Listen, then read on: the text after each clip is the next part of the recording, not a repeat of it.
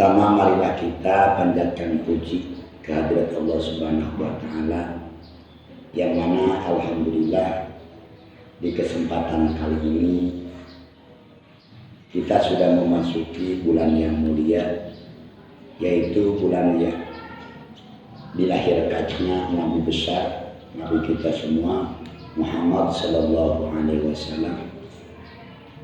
Maka di kesempatan kali ini kita mengambil tema sedikit membahas tentang kelahiran Rasulullah Sallallahu Alaihi Wasallam.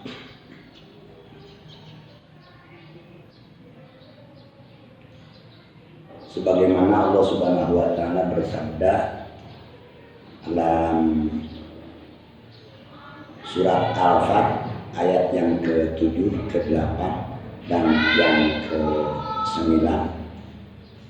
A'udzubillahi minasyaitonirrajim. Bismillahirrahmanirrahim.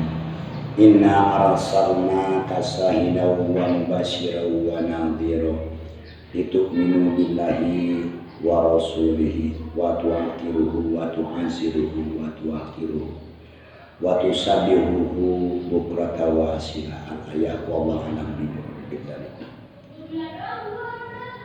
Mengambil tema dari ayat tersebut tentang kelahiran Rasulullah Sallallahu Alaihi Wasallam. Ada yang mengatakan wajib, ada yang mengatakan sunnah, ada yang mengatakan bid'ah. Nah, di sini kita mengambil satu di antaranya satu hadis yang diriwayatkan oleh Bukhari dan Muslim. Dikala Rasulullah Shallallahu Alaihi Wasallam menuju ke kota Madinah, Rasul bertemu sama orang Yahudi, dan Rasul mengatakan dan bertanya kepada orang Yahudi. Orang Yahudi menjawab, kami berpuasa tanggal 10 bulan Muharram, yaitu hari di mana Allah Subhanahu wa Ta'ala memberikan tsunami kepada Nabi Allah Musa alaihissalam dan mengeramkan Fir'aun. Maka Musa dikala itu Allah selamatkan di tanggal 10 bulan Muharram. Maka pada tanggal 10 bulan Muharram kami bersyukur karena Nabi Allah Musa alaihissalam diselamatkan. Rasul bersabda, nahnu aula minkum, kami dan umat-umat kami lebih utama daripada Nabi Allah Musa alaihissalam. Nah, mengambil dari hadis tersebut di mana umat Nabi Allah Musa alaihissalam merayakan dan bersyukur atas selamatnya Nabi Allah Musa pada tanggal 10 bulan Muharram. Maka di sini mengandung bahwa Rasulullah Shallallahu Alaihi Wasallam bersabda seperti demikian, nahnu aula minkum. Ini menggambarkan bahwa Rasulullah Shallallahu Alaihi Wasallam beserta umatnya lebih baik daripada Nabi Allah Musa alaihissalam beserta kaumnya. Nah, untuk peringatan Maulid ini, satu diantaranya adalah mengambil dari satu hadis tersebut.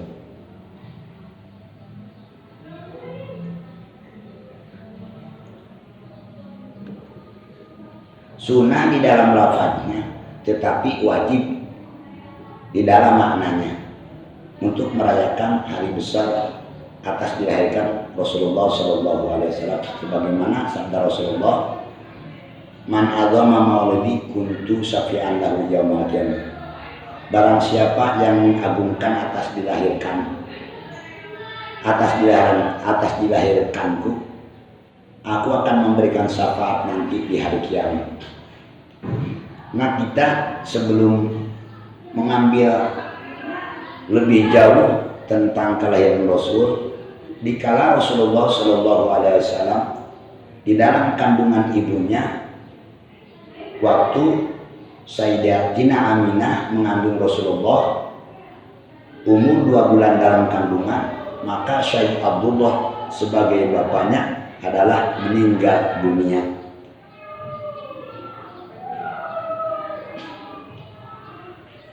Setelah Rasulullah SAW ditinggal bapaknya, maka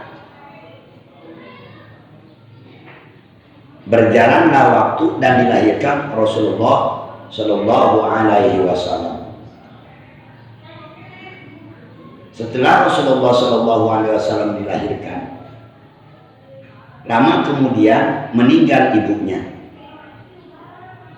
Sebagaimana dalam kitab Khulasatul Yakiniyah, Rabahu ba'da ummihi jadduhu Abdul Muthalib, yang mengurus setelah wafatnya ibunya Rasulullah yaitu Sayyidatina Aminah adalah kakeknya yang namanya Abdul Muthalib. Dan lama kemudian Abdul Muthalib pun meninggal. Fakapalahu amuhu Abu Thalib.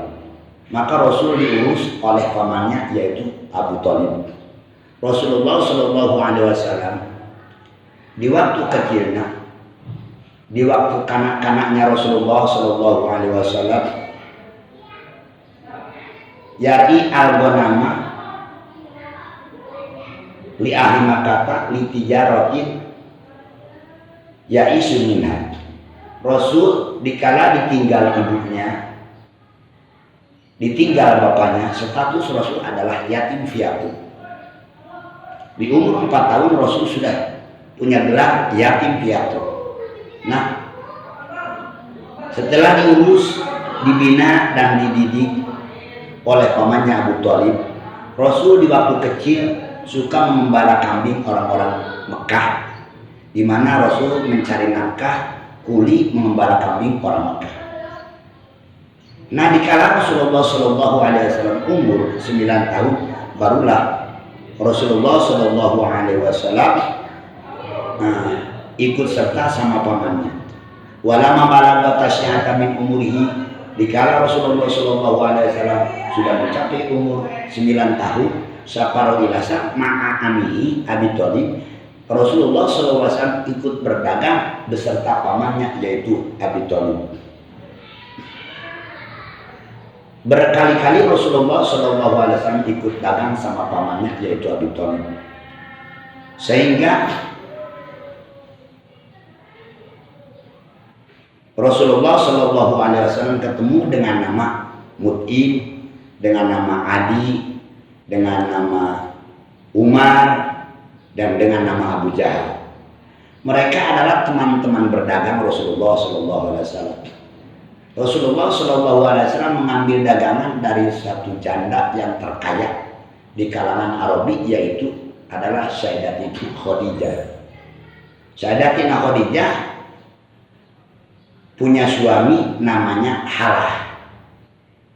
Nah, setelah Halah meninggal, punya anak satu namanya juga Halah. Anaknya Siti Khadijah beserta Halah suaminya, itu pun namanya Halah. Lama kemudian Rasulullah sekali berdagang, mengambil barang dagangan dari Sayyidatina Khadijah berkali-kali. Nah, di satu ketika Rasulullah beserta rombongan mau dagang ke daerah Syam. Rasulullah SAW mengambil dagangan yang amat sangat banyak.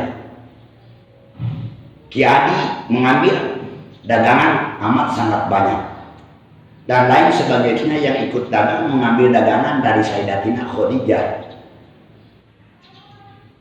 Nah, dikala itu Rasulullah SAW berjalan menuju ke tempat dagangan, tapi di jalan mereka bermusyawarah.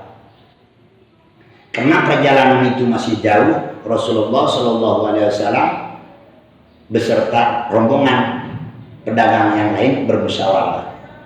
Karena perjalanan kita lebih jauh, kita perlu ada seorang pemimpin. Nah, dikala itu pemimpin-pemimpin itu adalah berbeda pendapat, sehingga Abu Jahal merasa tidak cocok dikala Maisarah sebagai tangan kanan Siti Khadijah yang dipercaya oleh Siti Khadijah untuk membackup Rasulullah Sallallahu Alaihi Wasallam, di mana walama balago khamsina wa isrina sana, Rasul di umur 25 tahun syafaro ilal busro, berdagang ke negara Sam, nyampe ke daerah Busro untuk menjual belikan li Khadijati barang-barang Sayyidatina Khadijah. Nah di sana musyawarah, onta ada berpuluh-puluh onta, sedangkan muatan dagangan adalah banyak. Nah setelah Rasulullah Shallallahu Alaihi Wasallam diangkat untuk sebagai ketua pedagang di hari itu, maka Rasulullah berangkat dagang beserta rombongan yang lain. Dan Rasulullah Shallallahu Alaihi Wasallam mendapat laba yang amat sangat banyak, karena Rasulullah Shallallahu Alaihi Wasallam di dalam dagangnya sesuai peraturan dan petunjuk.